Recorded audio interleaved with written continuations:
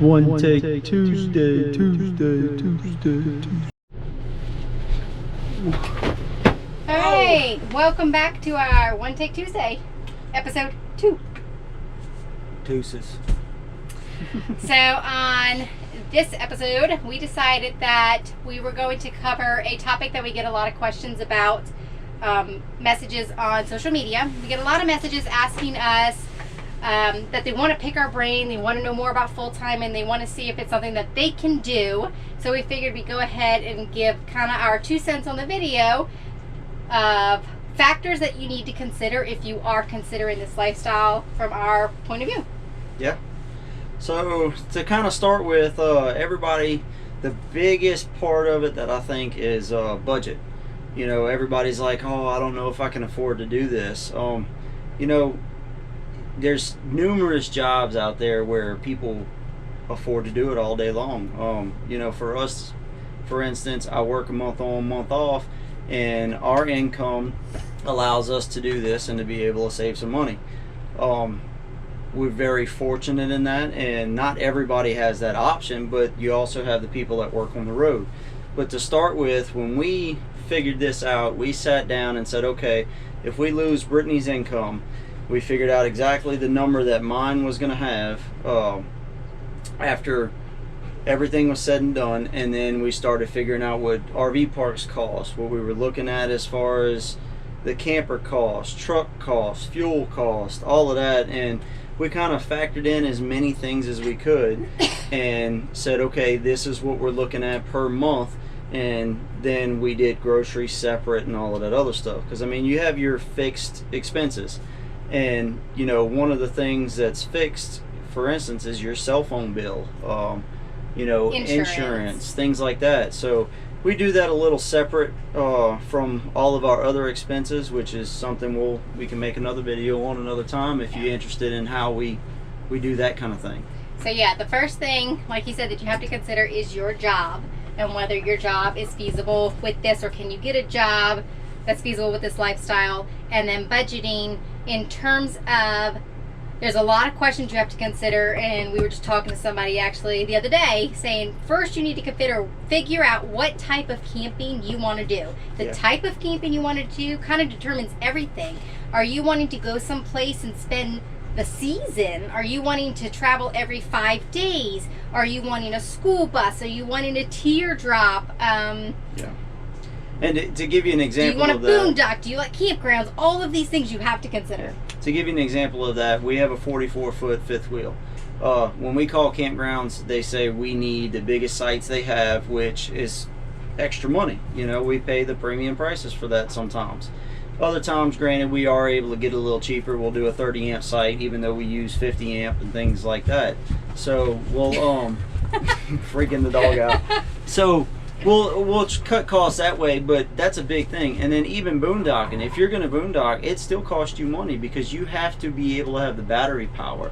You know, I mean, we have battle-born batteries and an inverter, and you know, I mean, we're $5,000-$6,000 in the hole on that just to dry camp. You have to put the money beforehand into boondocking, whereas maybe your nightly cost isn't anything, but then there's still gas. Boondocking, you're usually away from the places. You still have to put the gas in to get to the things you want to do and drive out to see things and things like that. So it's still a cost to consider.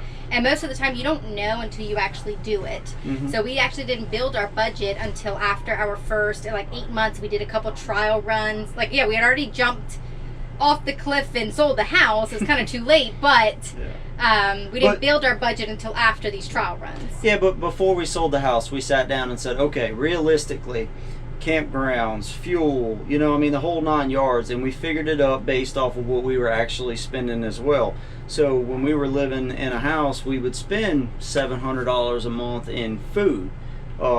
You know, I mean, just general things. Base it off of the way you live now, because chances are that may be a little more expensive than what you do out on the road. If you are eating out quite a bit, then you know you're going to eat out quite a bit on the road as well. So you just kind of have to figure that out. That's one of our problems. We eat out too much. We do. Yeah. How you like that? You like seeing a kid walk around in his underwear? Okay, these are boxer shorts and they're for sleeping. So don't even start with that. No. It's his pajamas. He's got underwear right. under that too. All right, so we covered budget jobs. Hold on. Both I'm of them. playing Go. the Switch. Go. I'm playing Super Smash Bros. Where you fight. Yeah. If you two Great. close the Yep. door, please. Okay. See what our life consists of every day. Other things that you have to consider that you might not consider ahead of time is that planning this lifestyle is a full-time job.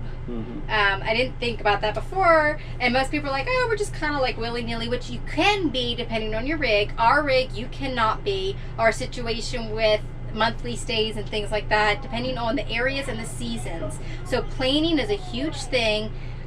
Picking places based on seasons and weather, and knowing the places that you have to book months in advance, researching campgrounds and finding the ones you want, researching the places you want to do, and the things you want to do are a big thing. And we learned that the hard way in terms of when you go someplace, you can't just go and do everything and all the high ticket items. Yeah. So planning. It's not a vacation, you know what I mean? It kind of is, but you can't treat it like that and spend all your money in one spot. But, you know, to reflect off of what she's saying is, if you've got a 25 to 35 foot camper range, then, you know, you can call up a campground and say, hey, you know, do you have a spot available tonight? And most likely they'll have one. You know, but with us being 44 feet, we have to plan a little further ahead because not all the campgrounds do that. And then by the end of the night, you're stuck using a harvest hose you're over or 5 minutes. something else. So we We went over 5 minutes. we were planning on keeping it 5 minutes, but you know, long-winded over here. So, but anyway, that's just the basics, and that's something that we kind of recommend if you want us to go further in depth with it Yeah, later because there on. are more things talking about kids and dogs and leaving family, leaving friends, not having that support system. All that is factors that you have to consider, as well as downsizing. I feel like I'm being cut off. Long-winded, exactly. Yeah. Downsizing and all of that. Okay, I'll stop. I'll stop. Yeah, I'll stop. So, if you want us to go dive in deeper or make an actual list and maybe discuss some specific topics, just throw it down in the comments and let us know. So, And again, if you have any more topics for our One Take Tuesdays, let us know what you want to hear. yep. So until next time, keep bringing your dreams to reality. Later.